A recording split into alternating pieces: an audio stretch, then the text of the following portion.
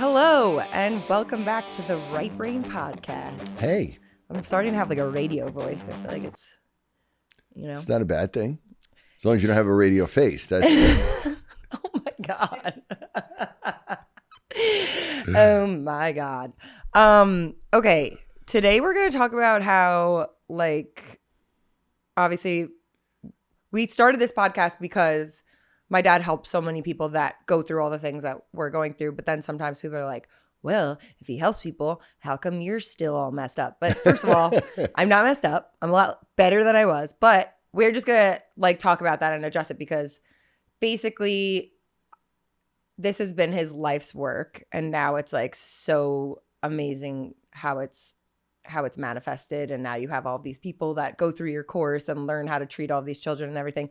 But guess what, guys? If he didn't have kids on the spectrum, how would he have learned how to help the kids on the spectrum? Okay. So growing up, he was developing this entire process and helped me immensely. I used to have crippling anxiety where I was touching things a million times and I would freak out and couldn't sleep at night. So obviously now I keep that inside because I'm helped. But yeah. Am I doing this okay? Yeah, no, and I think it's great. This is a great question because it allows us to really explain the way these things really work. Because a lot of people we're in a world where we think in traditional medicine in ways of well, did you cure that? Mm-hmm. And that word doesn't really fit in this world and for the most part. But on one hand, it kind of bugs me when people say, well, these are lifelong conditions and there's nothing you can do about it. And if you're dyslexic as a child, you're going to be dyslexic your whole life. And to that degree, that's not true. I mean, I have many, many individuals, kids, adults that we worked with that, fit the classification of dyslexia or ADHD, and we were able to get them to where literally they did not have that label or diagnosis anymore. And in fact, some of those kids ended up being better readers than anybody in their grade. So to the degree you can change things. But the other thing is that the idea of neurodivergence is partly right because it really speaks to more the whole personality trait of the individual. Did I say neurodivergent? No. Oh, I was going to give myself credit. I love when I use that word, but I don't remember. I'm sorry. Oh, you did say it. Okay, thanks. No, but the idea of neurodivergence is that it isn't necessarily a disorder. It's a different personality trait or a different trait in somebody that manifests in one thing could be called a cognitive style, the way they see the world or the schema. And there may be extreme versions or different levels of that trait that may manifest in different ways. And some of them may lead to, advanced skills in different areas, but also it may lead to more vulnerabilities and weaknesses as well. And so it really speaks about the dynamics of personality and traits and the way we think and the way we look at the world. And so it opens it up more as a spectrum thing. Spectrum means that there's all different types of flavors and levels of something. It's not just a clear linear, you have an infection and now that infection is gone. That's not the way it works. Right. And the brain is very dynamic. And because, as we've talked about many, many times, that these vulnerabilities and weaknesses come hand in hand with extreme gifts or, where areas of the brain may be very, very powerful or overactive. The brain is dynamic and it changes from moment to moment and day to day. And so that balance is dynamic. And even once a balance is established, you're always fighting to keep it in that balance. Mm-hmm. So that's something I think that's what people are feeling. They're saying, okay, we have worked with you to get you into a balanced state. But because of the nature of what you do every day, because you lean so much into your right brain gifts and your right brain is so strong and you're doing that over and over and over on a daily basis, you are tipping that balance the other way again. And every once in a while, you need to recorrect or recalibrate. Yeah. And so, that's an important thing that I think people need to understand, because there is some management to it. And, it doesn't mean that we can't change that imbalance and create imbalance.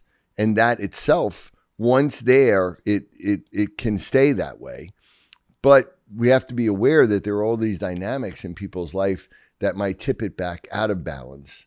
And so there needs to be strategies moving forward as to correct that. And that's what we talked about. But a lot of this also, what people don't understand is that when I was developing this, I first started for friends and neighbors and people that came and asked me about their own children. Mm-hmm. And then your older brother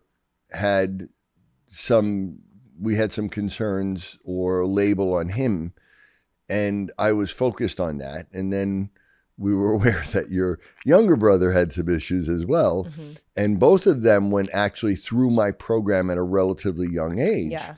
But you didn't manifest any of this. Like, even though this was there, you were able to really kind of hide it until you were almost in college, I think, is when we first realized that, there was some issues like with motion sickness and your eyes. But you just seemed like just such a happy child all the time. There were never any issues. So there weren't any red flags with you. So hear that? No red flags. Not at all. And you showed so much talent and giftedness that we just saw that. And we didn't realize that all of these OCD things were going on, all these anxieties, all these fears, all these insecurities. You just kept them. And even when we look at you on videos now of when you were a child, and you'll point out, look at that moment, I'm in the middle of an OCD issue. You look at, anybody else would look at it and say, that's a happy child that's just preparing to blow out their birthday candle and make a birthday wish. We were watching a home video of me, and I had to blow out my candles, but whenever I would blow out my candles, I would have to make a wish, and then I would have this negative thought come in that would counteract that wish, and then it would be you don't want that, and then you want everyone to die, and I'd be no, I don't. And so I'd be sitting there with my eyes closed. They think I'm just making a cute wish, and I'm having an internal battle, and then I blew out the candle, and I'd be I don't know if I said and also the second I would blow out the candle, I would have a horrible word pop in my head that would counteract everything I did. And I was no, that was exactly at the moment now I sound crazy. No, but this is fascinating. And it's important, but this is important for a couple reasons. One is because I think it's really important for people to understand that how dynamic the brain is, and that this is something that it isn't just shutting off a switch and everything's better. Mm-hmm. And that all of a sudden people are cured of all this, these issues, that there is this kind of neurodivergent spectrum, and that there is this constant dynamic balance that the brain has to kind of go into and flow in. And that can be disrupted at any given time, at any point in life, even though the biggest imbalances start in childhood. And that's where getting rid of that, what is holding back that, can be changed. Primitive reflexes, if they're there, they can create these imbalances that people can't overcome on themselves. And therefore removing these blockages and things that are the source of the initial imbalance, superimposed on the gift and the strengths and weaknesses that we all have. So getting rid of that and achieving that balance and getting to that state and making parts of the brain grow and become mature, that's all real. That's all what we do. That can be done at any given part. But then once you get to that balanced state, you need to be vigilant. And the other thing is that for any parents or anybody out there or any people who have struggled with this and never shared a lot of these issues, this is really important to know, because I was developing this, and your mom and I think were really good parents, and we were paying attention, and we never knew that you were going through any of this. Yeah. And so you have actually taught me this, so that I have had many young patients that I've recognized what you've told me you were going through, because you told me that, and I've seen it in them, and I've Ask guys, the parents. I was mentally ill, so you guys don't have to be now. You're welcome. What's your excuse now? I don't know. No. But I think this is important because I give you the example. I had this little girl who came in and she was, cute, adorable, 12 years old, very, very creative, talented, classic right brain dominant child, but one of the worst dyslexic kids I've ever seen. We talked about the definition of dyslexia in our past podcasts. And shocker, I have dyslexia too. But basically, it means, a word reading issue. So this child, even at 12 years old, could barely read the word cat. I mean, it was just really unbelievably difficult for her. And meanwhile, she walked in, you see her, she had a smile on her face. She was dressed in a very fashionable way. Her and her mom are very close. The mom is amazing. They look like twins in one another, and they're very close with one another. And so the mom was then telling me about why they were there. And they traveled halfway across the world from a country very, very far away to be there. And she was explaining to me all these things, and that she's also very talented artistically and creatively. And so I'm starting to think of you. A right brain girly like myself. And I'm saying, okay, this is what we have. And so I asked the mom, does she have any, anxieties that she talks about? Like, does she have a lot of fears of being judged by other people? And she said, I think so, but she doesn't really talk much about that. And I said, does she have any fears at night? My daughter would tell me that when she was young, she used to perseverate on, that I was going to die or something was going to happen to her mom, and that would keep her up at night and she didn't sleep. And we didn't know that. And she never told us. And mom said, yeah, I don't think she has any of that. And I said, does she do any OCD type tendencies where like these ritualistic things? It's different than a left brain OCD. It's a right brain OCD where it's almost like superstitious and trying to ward off bad things. And she said, no, she doesn't have any of that. And I said, okay. But I had a feeling, I said, is it okay if I ask her? And because of course I never talk about this stuff in front of the child because they're already self-conscious, right? And the mom was like, yeah, sure. So we went in the room and we were going to do the exam. And I use you a lot with my patients because it immediately makes them feel disarmed, right? Because again, this right brain dominant person, their fear of being judged, and they don't want to be embarrassed, and they don't want to. So if I start asking them questions about, things that they feel that they may be perceived, whatever. So I usually use it as, you remind me of my daughter. She had, a lot of similar issues, but she's, really great in music and she's really talented. And I hear you're really great at art and creative. And, I look at that as kind of a more of a right brain type of style. And so I'm saying this to this little girl, and she's like looking at me and smiling, and she's like shaking up and down. And then I said to her, but she told me that she had these things. And I told her about these fears that things were going to happen. And the girl just kind of, I saw her eyes get bigger. And then I said, and then she had these kind of OCD things that she would have to do these things. And I said to her, do you ever have any of those fears, or do you ever have to do anything? And her face just went from smiling to where she burst out crying, like hysterical crying.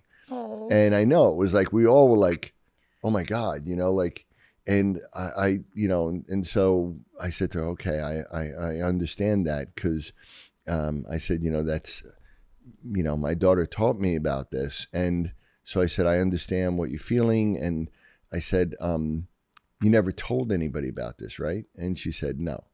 And I said, why didn't you ever tell anybody? You never told your mom. And meanwhile, her mom is in shock because they share everything she thinks.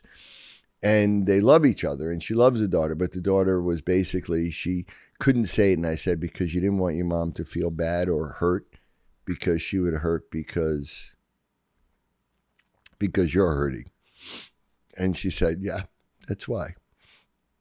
And it was like, typical. This right brain person is like sacrificing, and they're struggling and they're suffering, but they don't want people they love to suffer or struggle because they know that my mom loves me so much and she's already dealing with these issues that I'm dealing with. And now if I tell her that I have all these other things going on, that's going to hurt her more and her parents. And so it was just like, wow. And the mom was just in shock. She was just, I can't believe that this was going on and I didn't know it. Yeah. And, why is that important? Because obviously being able to share that and say it and know that there's nothing wrong, that you're not doing anything wrong, that, and for a child to be able to have someone that can feel it and understand it. And you went through all that and we didn't know that. And so, I think if you can explain that, if you can explain why you didn't relate any of this to us and why you didn't tell any of us that you were going through that, like the OCD and all of that. Yeah, I think I just didn't understand it. And like, I feel like there were certain things that would like if I don't know if I've said this before, but like I'd be at soccer and soccer was super important to me. And like, I practiced every day. I practice soccer every day. I go to all my practices, whatever. But then it would be like the ball is like coming. And if maybe I was playing goalie because I was like still younger and the ball was coming. And for some reason I was like, you have to do a cartwheel right now. You have to do a cartwheel. And like they would be like about to score. And I'd be like, but I gotta do this. Because if I don't do it, it was like this weird thing where it was like I think I was telling you because my dad used to, as the boys call it, pack dips. He used to chew tobacco.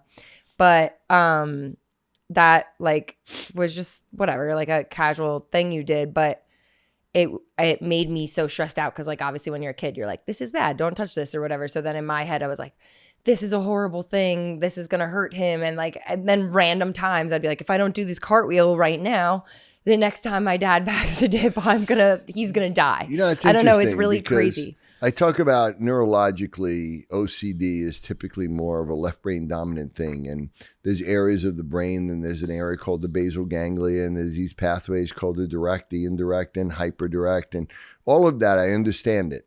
The right brain OCD is different because from a neurological perspective, it's a little different to understand because it's not as clear-cut, these neurological pathways and mechanisms.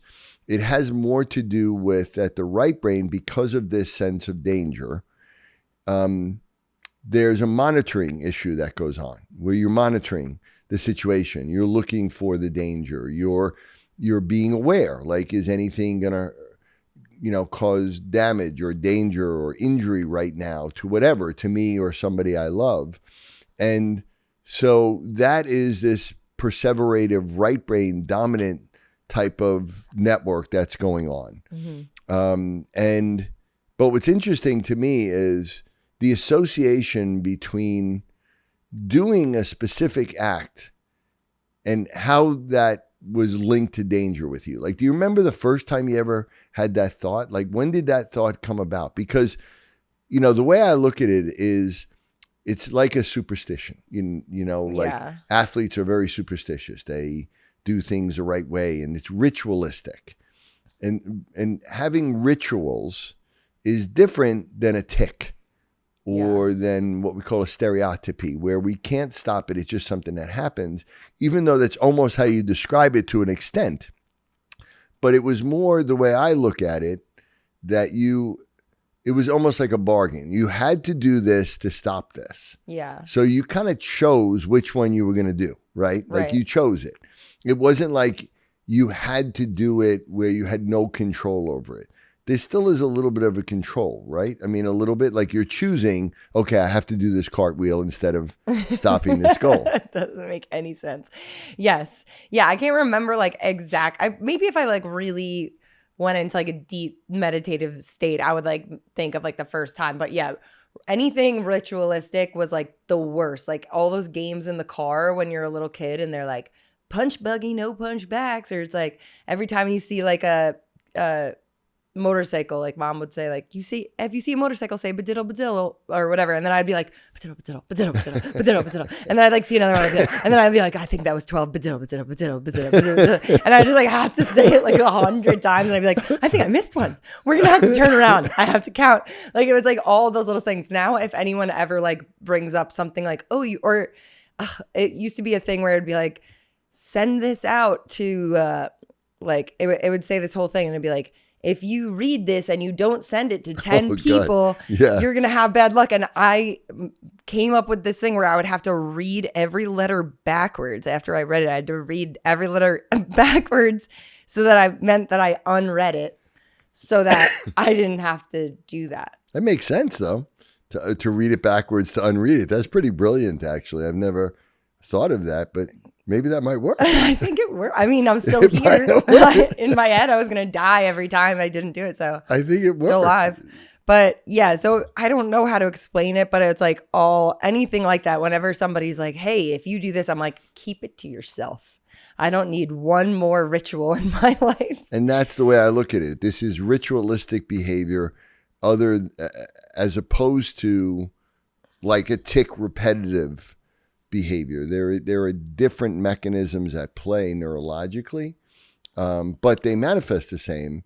And in fact, I think Luke Combs just came out with a statement saying that he has this horrible OCD that he kind of revealed to the world. And classically, obviously, I would bet money he's a right brain dominant person with his level of talent and writing skill. And I'd love to talk to him about it and see if this is the same issue.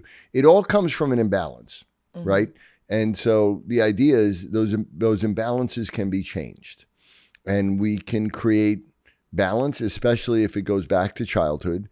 We can, go back and address those things in childhood that originally created the imbalance and remove those. Yeah. So that we can create this balance. But then there's this constant monitoring that you need to do, especially if you're in an occupation or doing something every day that really feeds into your strength. Yes, and I'm a lefty, which I shouldn't have been, and that also feeds into it too. And we bought a lefty guitar for you. Yeah, I know.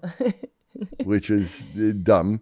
If you have a lefty daughter or son and they want to play guitar, buy them a lefty guitar. For some reason, I never thought of that. Well, because I was so embarrassed of being lefty because it was different that I didn't want to play lefty guitar.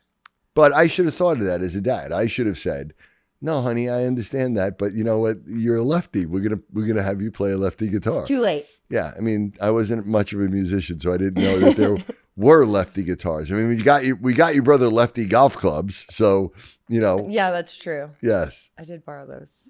And yes, we had lefty baseball mitts for you, but we didn't have a lefty guitar. Duh. It's okay. Yeah. I'm still here. I'm still a musician. Yeah. On the other hand, there's parts of that because playing the chords with your right hand might actually even be more stimulating for my left brain. Yeah. These are our family conversations. Yeah.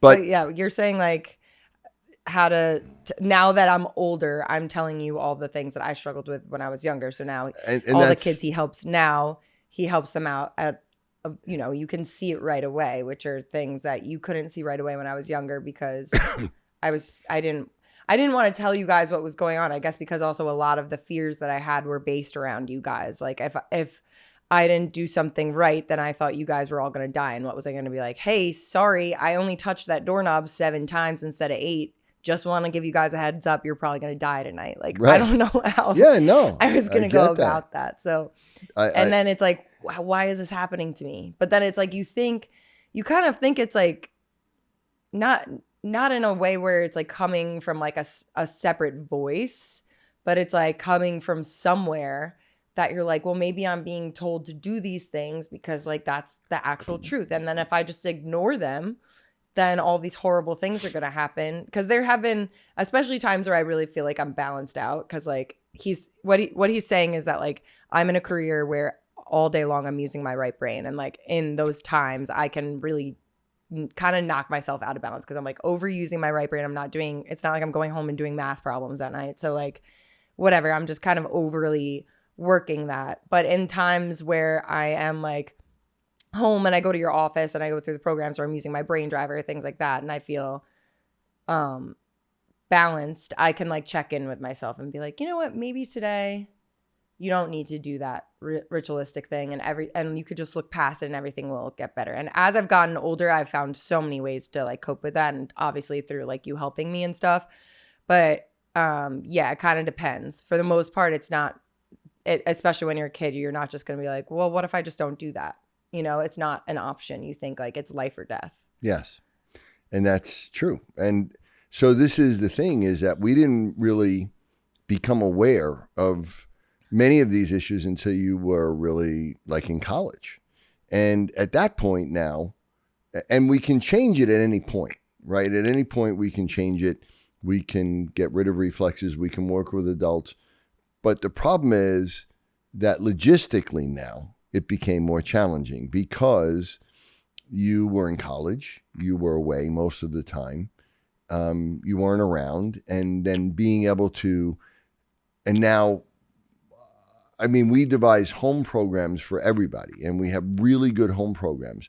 The problem is, if you get a really right brain dominant person that is really tipped out of balance, and you put together a program, the left brain generates the motivation to do the program. Yeah. The left brain is going to generate the consistency to do it and the organization to do it. Yeah. And a right brain dominant person may not be able to generate that motivation, to generate that consistency or that level of organization to be able to do it. So that's why they really need to do it in a center with us first, where we can actually be there for them. We can provide the motivation. We can provide the organization. All they need to do is show up. And there are some people that are so right brain dominant and in that depressed state, they can't even do that. Like they can't even, we have one person that we know right now that she can't even just show up. It's almost impossible. Mm-hmm. And that's really difficult. And so that's where, you know, possibly medication can help them to get over that point or whatever, or literally they need a family member or somebody to do that, to pick them up and bring them. But in your case, now that you were an adult, it was really a logistical problem to be able to get you in the center consistently and then give you stuff to do at home, but you couldn't get yourself to do that or organize it or fit it in with the rest of your life. Yeah. So we had to kind of eventually mash it in there some way and get it done. And we did, to the point, like, you have no primitive reflexes. You have none of those issues that would have led to this to begin with. But the fact is now you were into your career, because already in college you were doing music every day and you were into that. And then you went right into music in New York City. And so now you were in this dynamic balance where you were constantly fighting against anything that we were doing to create that balance.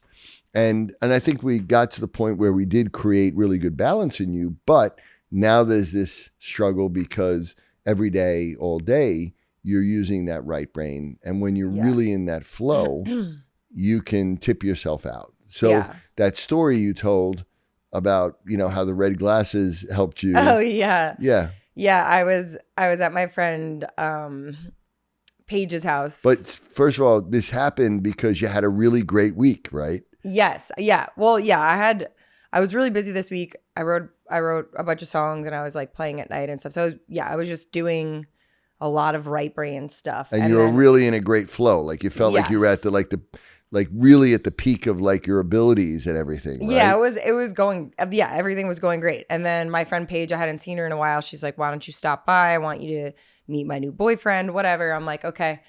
And I go to her apartment and she had to run downstairs to the store for a second. So I was like sitting in her apartment and I had such bad anxiety. Like I was like, my chest was so tight and I was having like all of these kind of like perseverating thoughts. And then I had texted somebody and I realized they never texted me back, but they like looked at my Instagram, which I don't even care. But it was like I was in one of those moments where like every little thing was like, didn't you say someone so like unfriended you? Yeah, it was like something like that. But it was like just something like stupid that didn't even matter, that like who even cares? I'm an adult. But because I had so much anxiety already, which like feeds into me feeling like I don't know, people don't like me or like things like that. Like it was just bad. And then so I got up and I walked into her bathroom and I looked because I was gonna like fix my makeup, and I like looked at my face and my face was like, I felt like it was like completely lopsided, because we've talked about this on our episodes before. We've talked about facial asymmetry, which you can go back and listen to that episode. But basically, it like the more your face is not symmetrical, is like it's kind of a reflection of like how your brain is at the time. Right. So I like looked at my face and I was like, whoa, you're literally half of your face is melting off. So the only thing I could find at the time was like I have these kind of like orange tinted sunglasses, because anything that's warm colors stimulates your left brain. So like when her boyfriend came over, I like looked like I was just like the coolest person ever. I was like, what's up, dude? Just like chilling in my sunglasses. But it was because I was like having a panic attack. I was like, I need to do something to calm myself down. So the next day I had to go write for this artist, and I walked in and I had these red light glasses on and they were flashing. Normally I put the battery in wrong today, but normally they like flash like the inside of this eye and the outside of this eye, because the inside of your left eye and the outside of your right eye, when you flash red light in them, stimulate your left brain while also wearing warm red glasses on. Right. So another way of saying that is the right half of both eyes goes only to the left side of your brain. That would have been so much easier if I said it that way. But that's why I'm just clarifying. You said it in a very good way. Just the fact that you were able to know right from left was, I know that's where the challenge came in. Also, these glasses are sick, and I have worn them to the club before while they're flashing, and people ask me where I get them, and I'm like, my dad's doctor's office. But anyway, I was wearing these when I walked in, and they were like, what the hell are you wearing? I was like, don't worry about it. It has to do with my brain. And then we wrote her favorite song that we've ever written. So, you know. And so that's a really good lesson. One is you had a great week where you were really in a flow and you were at the peak of your right brain abilities, because your right brain was resonating at this level that was so strong, which is where your gift and your talent comes from. But the more you're doing that and the more you're in that state, you disrupt the dynamic balance of the other side. Like as this comes up, there's a point where it comes up so high that it pushes the other side down. And that can literally create this imbalance, which then, along with that, comes the anxiety, the social anxiety, the fear of being judged, the self-doubt, the self-esteem issues, the imposter syndrome, the sense of danger that something bad, all of that can get dragged up with it, which you may be able to use to write about in a song, right? So it's all there. And then, you know, in the ideal world, once you stopped writing that song, it would go back, but that doesn't happen sometimes. Sometimes you stay in that state. And then you went in there, and muscle tone is also dynamic. The tone of your muscle can change from moment to moment based on the output of your brain. And your brain is regulating your muscle tone, and especially in your face, because your brain and your brainstem regulate that. So you could literally change the muscle tone in your face and create this asymmetry where one side is lower and flatter and the other side is more up. And that would be reflective of the bigger, open, flatter side is the side of the brain that is the deficit, which is usually more, in your case, going to be your left side. And you saw that in your face and you knew what it was. A lot of people won't even see that. They don't see facial asymmetry in themselves. Well, I see it because you pointed out to me my whole life. I understand. My dad that. would like pick up a picture of me. He'd be like, look at your face in this right now. And your head whole tilt. head is tilted and your whole face is off. And I'd be like, sick, I'm 13 and I already hate the way I look, but thanks. Come on, that's not true, because I would always tell you how beautiful you are. That is true. And all of that. But I would just point it out to you so that you would develop, you know, skills to be able to someday be So in your friend's bathroom. Yeah. Yeah. I also have a brain driver here, which for people that are just listening and not watching, there's two sponges and they're like, and those are on electrodes. Okay, yeah. Right? I'm like, not I don't just know the what an electrode sponges. is. We just take sponges and put them on the head. But yes, the sponges are connected to electrodes, and the sponges get wet, and that's what is the conductant. And in those, they need a saltwater conductance. So we put like contact.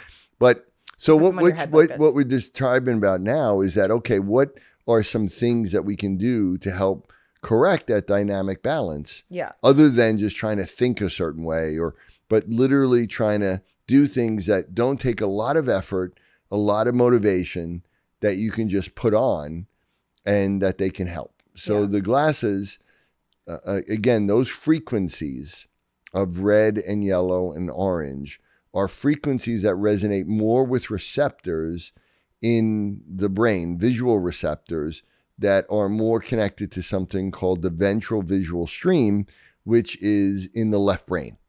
So just to understand that it's not just, certain colors affect certain. No, they literally affect different receptors. Blue, green, violet actually activate different receptors in the eye that are connected to something called the dorsal visual stream, which is more connected to the right hemisphere. So there are real reasons that using red lenses and then flashing red light in the half of the visual field that only goes to the left brain, that will actually change the frequency of firing. And now, by the way, these glasses are called eyelights, and my good dear friend, Dr. Peter Gillet, who's a genius, created these. And now he's actually created for me, based on my recommendation, different lights that will resonate at different frequencies. Wow. So now we have it at 10 hertz, 20 hertz, 30 hertz, and 40 hertz. So now we can have these lenses that will resonate at an alpha rhythm to help you get into an alpha state, or at a low beta rhythm, 20, or at a high beta rhythm, 30, or at a 40 hertz, which is a gamma rhythm, which is really like a magic rhythm in the brain that really integrates your brain at a high level, which is really cool. So now you have the frequency of the color of light, and then the frequency of the red lights, which goes to the left brain, and then resonating at a frequency. And there's research that has shown that if you have glasses and they're resonating at a frequency, it literally creates that frequency in your visual pathways in your brain. And so those frequencies relate to the way your brain is going to work, whether it's functioning at a high level or a low level, or whether you're, and if you're activating the left brain, then you're going to inhibit the right brain. It's going to slow down those other waves and create more of this dynamic balance in the brain. The other thing is what's called a transcranial direct current. So these are electrodes. Sorry. Every time you say transcranial, it's like such a crazy word. Well, transcranial means that you put them on top of your head, but it literally goes through your skull and will activate your brain underneath. And you put it on with a little like headband. Yes. Don't do your full makeup beforehand and then have your dad wet the sponges and go like this and have them all the water drip down your face and melt all your makeup off, and then he adjusts you and then he wipes all the makeup across your face. Don't do that. Do it before. Well, this is the motivation of doing it at home by yourself, so that you can take all those things into consideration. Think about it. This is why this the whole point of the episode is I'm the guinea pig, and now you guys will all be mentally healthy for the rest of your life. The other point is that there may be a lot going on in your children. And one of the ways that you might be able to understand this is that what I often find is when I talk to the parents, one of the parents or both of them, but it seems especially the mothers, that if they understand, and if like that mom whose daughter was dyslexic and she felt these feelings, when I said to the mom, did you ever feel like this as a child? And she said, yeah, absolutely, I did. Yeah. And she said, I knew that.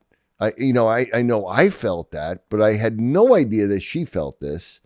And if I did, because that's what I tell the parents, if you can say to them, even before any of this, if you want to connect with them, because if you just come out and just go, do you have these fears that I'm going to die? I mean, what's the child going to say? They're going to be like, no, mom, no, right?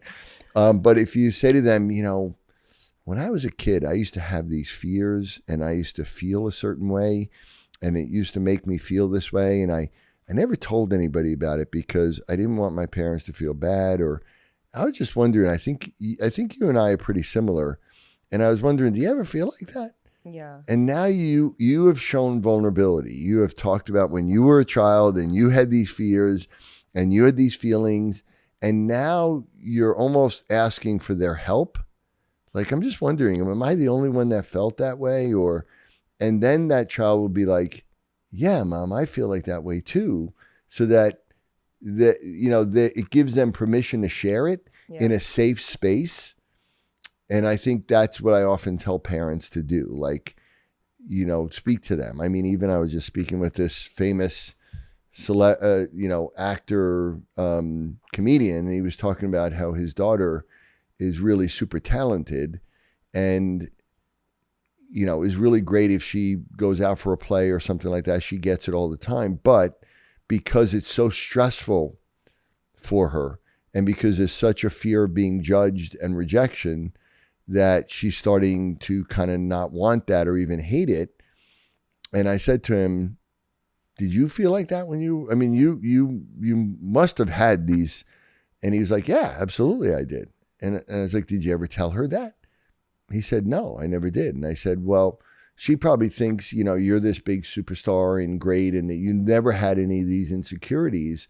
But if you could relate to her that you felt this way and that she's a lot like you and she has your talents, but she also has, and he's like, you know what, I'm going to do that. And then he went out for coffee with her and he listened to this podcast with her and she was like, oh my God, Dad, that's me. And he said, well, let me tell you, it's also me. Aww. And she was like, wow, really? And he said, yeah. And he said, I can't tell you how much it helped her. And he said, but it helped me too. He said, I love listening to this podcast because it really gave me an insight into myself. And he normally was like, I think I need to be the big, strong dad. And being vulnerable like that wasn't something that he thought initially. Yeah. So I think with a lot of parents out there, one, if you felt this at all, it's a good chance that your child might feel it to a more extreme version. Yeah. And if you can then understand they may not be telling you this, but if you can be vulnerable or relate to it and share it, because I remember a lot of when you first shared this stuff, I said to your mom, did you ever have, and she was like, oh my God, yes, all the time. Like I had all these anxieties and stuff. And she's the best. And I was like, but I said that, okay, but that's interesting. I didn't realize, because again, most people aren't going to be really forthcoming about that or sharing that. So, I think that it may be in the parent and they may be able to then use that as a way of getting into the understanding of their child to be able to parent a right brain creative child in a way that's going to really help them. Yeah. Yeah. Okay. Beautiful. So there you have it, guys. Just be open with your children. If you struggled with these things, they're probably struggling with it too. And yeah. And you can always change these things. And you can get these highlights and the brain drivers. And if you look in your friend's mirror and your face looks not well, you can have them in your back pocket. And they can get them all on my website, by the way, drrobertmalillo.com, if they ever want to see all the tools that we use in our office. That are all different tools designed to be able to shift the brain one way or the other in a dynamic, safe way. A lot of people are like, you put electrical things on your head. Is that like electroshock therapy? I mean, this is like a little battery operated thing. It's not like huge, electric shocks. Yeah. It's just gently kind of nudging the brain one way or the other to help you get in this state. But understand that this whole thing, everything that we talked about, it's not in the context of, are you curing it or not? Are you fixing it or not? It's really more that we can change it. We can achieve that balance that may have been there since you were a child, but then there may be some maintenance that needs to keep on going on to be able to get into that state. But then you become in control of that. Yeah. And that's the point. Now you're in control of it. When you're in that state, when you're feeling, and that, okay, well, this is my brain making me feel these things and I can do things to change it. Yeah. Yeah. Okay, great. Yep. Yeah, so if you guys have any questions, as per usual, you could send them in. And thanks for being my dad. Love you, honey. Love you too.